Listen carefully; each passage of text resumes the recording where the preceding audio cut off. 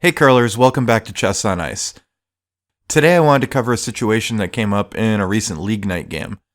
My team is playing the Yellow Rocks in this situation, and we're actually in a pretty comfortable situation. In this case, we're up 6 without the hammer in the 7th end of an 8-end game.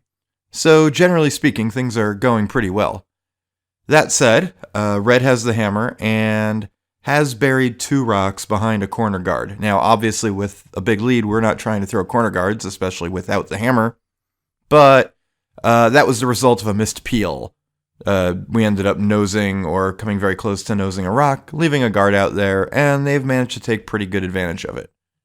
We're up to the Vice's second rocks, so each team has 3 more rocks to play. And I need to call a shot for my Vice. What would you call here? There's obviously a few pretty viable options, so think about it for a second, and then we'll come back to it and take a look at a few of the options. It might be strange to be talking strategy in a game where one team is up by 6 points with just 2 ends to go. And yeah, it's true that if you're up by that much with that little time to play, you're almost always going to win, regardless of what kind of strategy you call. But one of the things we can learn from situations like this is how our strategic outlook should change depending on the game's situation. You should look at a game very differently if you're way ahead, way behind, or if the score is close. One of the major things that should change as the score changes and as you get way ahead or way behind in a game is how you think about what might happen in the end and in the ends to come. I learned this a lot playing chess. One of the important things you can do when you're way ahead is remove any situations that could possibly allow the other player, or team in this case, to get back in the game. Conversely, if you're way behind, you should be looking for ways to create problems for your opponent that could potentially get you back into the game, even if you know that you shouldn't win if both sides play well. Essentially, if you're way ahead, you should be looking at what could possibly go wrong for you. And if you're way behind, you should be looking out for what could possibly go right to get you back in the game. So as I said, there's a number of different options that you might see played here, especially on a typical League Night. For instance, you could guard your yellow rock, trying to steal or at least force red to play into the open and likely only get 1 at most. That would be a pretty good option if you were in a close game or behind and stealing was important to you. Of course, if that guard goes wrong at all you've really done is given red another place to hide. They'll likely hit your yellow rock, try to roll under one of the guards, and now be sitting 3. And considering you're up 6 to start the end, you're really not wanting to put them in a position where they can score 4 or 5 points potentially with the skip rock still to come. Another option might be to play some sort of downweight hit on likely the top red rock.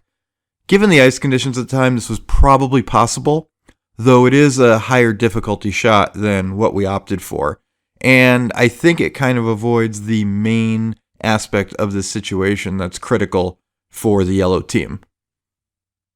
That leaves 2 real choices to pick from.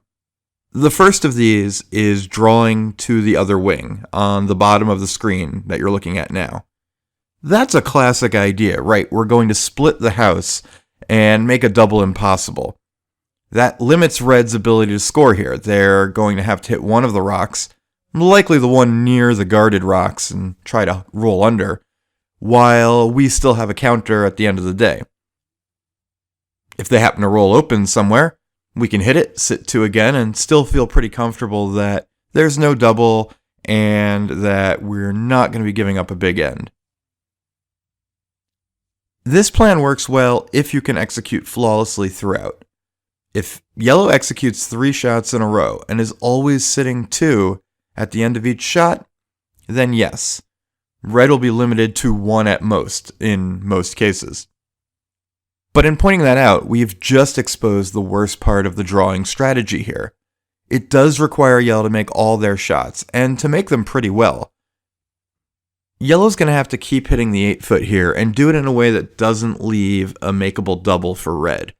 If at any time yellow should throw through or come up short, red's probably going to have a single hit and roll to sit buried behind that guard, and now be counting 3 or more with the potential to draw for more and much less counterplay available to yellow. In fact, this is probably the easiest way to potentially give up 3, 4, or even 5 points in this end.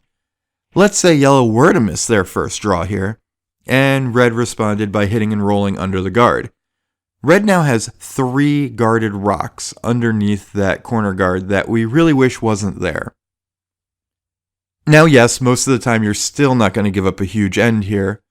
Yellow can draw down to either of the back 2 of the red rocks and likely keep the scoring from getting too bad. But if we should come up a little bit heavy, we might just tap the red and roll open, go right through. There's also the potential to come up short and further guard those rocks. Really, we're playing a lot of touch shots in a situation where we have a big lead and we don't really need to be precise. We'd rather play shots that give us a broad range of positive outcomes. So that brings me to the shot I actually called in this situation. I had my vice peel the guard off, leaving the 2 red rocks exposed. That does also leave our only yellow rock exposed and definitely brings 3 into play. But given the scoreboard, we're perfectly happy to give up 3 as long as it ensures we won't give up 4 or 5. Coming home up 3 with the hammer is an incredibly dominant position to be in. Even being up 2 or 1 is very good for sure, but once the lead gets to only 2 points, there is at least a realistic possibility of the other team managing to steal 2 and bring the game to an extra end. And obviously, if you're only up 1, those odds are even higher. That makes giving up 3 points or less a very big inflection point here. If you can hold red to 3 or less, you'll almost always win the game, with very little trouble. Interestingly enough, red actually did make the hit and roll to sit 3 in a row on the top side of the screen there. Now, just imagine they had made that shot after we made the draw, but left the guard up. In that scenario, we would be counting 1, but red would now be sitting 3 guarded rocks behind a guard that we decided to leave there. Yes, we'd be counting, but that would be a much less comfortable situation than the one we have now. How did it play out? Well, one of the reasons I liked this idea was that it was likely going to leave me with a couple doubles I could make, meaning I didn't even feel it was likely we'd give up 3. As it happens, I didn't make either double. I hit the top rock and rolled towards the center. The other skip played the open hit, but rolled out, leaving red sitting only 2. I hit again, and this time rolled out. Red then made their draw for 2, bringing them within 4 going to the last end. But even that score of 2 wasn't enough for them to continue on. They shook, and we won the game. As I said earlier, this isn't the most critical situation we're ever going to talk about on this channel. Chances are you'll win no matter what you do in this spot. You're up 6 with 2 ends to play, so it's going to take a lot of mistakes for the other team to get back into the game and beat you. That said, it doesn't mean you stop thinking strategically just because you have a big lead. If your opponents are still playing, they're still trying to win, and it's up to you to deny them those opportunities.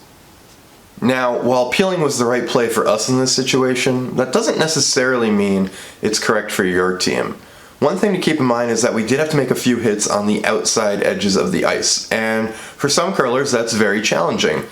If you knew that your vice and skip were unlikely to make those shots, then you might opt to do something else here. The draw, the guard, whatever felt comfortable to you. The key is to be at least thinking about why you're calling those shots, and understanding that the best possible way to stop the other team from scoring, as always, is to make sure there's nowhere for them to hide.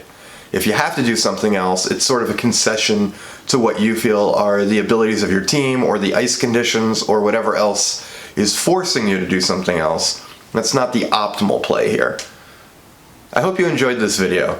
I'm going to try to do more content like this in the future where I really dive into the strategic and tactical thought processes behind some decision making in real world games, whether that's games my team played or games that I saw somewhere else. If you did enjoy this video, be sure to like it and subscribe to the channel so you'll know the next time I come out with a new video. Thanks for watching, and until next time, good curling.